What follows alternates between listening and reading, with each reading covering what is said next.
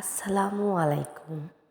আমি আজকে আপনাদেরকে দেখাবো কিভাবে কলাইয়ের ডাউল দিয়ে বাঁধাকপি ঘন্ট করতে হয়।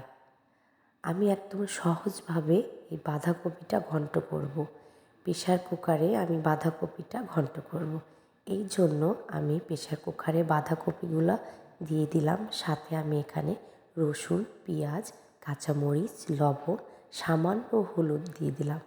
দেওয়ার পর এটা ভালোভাবে নেড়ে নিতে হবে। নেড়ে নিতে নিতে দেখবেন পানি বেরোয় আসবে। তারপরে আমি কলার ডাউলটা দিয়ে দিব। কলার ডাউলটা দেওয়ার পর একটু নেড়ে চেড়ে সিদ্ধ হওয়ার জন্য পরিমাণ মতো পানি দেব। খুব একটা বেশি পানি দেওয়া যাবে না, একদমই অল্প। দেওয়ার পর আমি প্রেসার কুকারের ঢাকনাটা ঢেকে দিব। দেওয়ার পর একটা শিস উঠলেই আমি চুলাটা অফ করে দিব। দেওয়ার পর ঢাকনাটা খুলে এই দেখুন আমার বাঁধাকপি এবং কলার ডাউল সিদ্ধ হয়ে গিয়েছে। এখন আমি এটা ওরম দিয়ে ঘুটে নেব ভালোভাবে।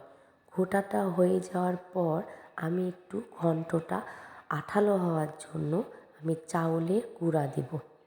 এই চাউলের গুঁড়াটা দিলে আপনার ঘন্টটা আঠালো হয়।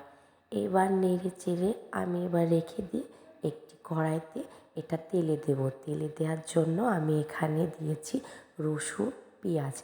আর রসুন পেঁয়াজটা হালকা লাল হয়ে আসলে আমি একটু কাঁচা জিরাটা দেব। দেওয়ার পর এটা আমি নেড়ে চেড়ে রসুন আর জিরাটা একটু থেতলো করে নেব, মানে ওরম দিয়ে একটু ডলে নেব। নেওয়ার পর এইভাবে লাল হয়ে আসলে আমি বাঁধাকপি ঘন্টটা ঢেলে দিব।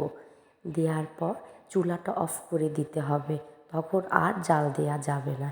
এবার একটু নাড়াচাড়া করে এবার আমি একটা পাত্রে পরিবেশন করব। এই দেখুন আমার বাঁধাকপি কলার ডাউল দিয়ে রান্না করা রেডি।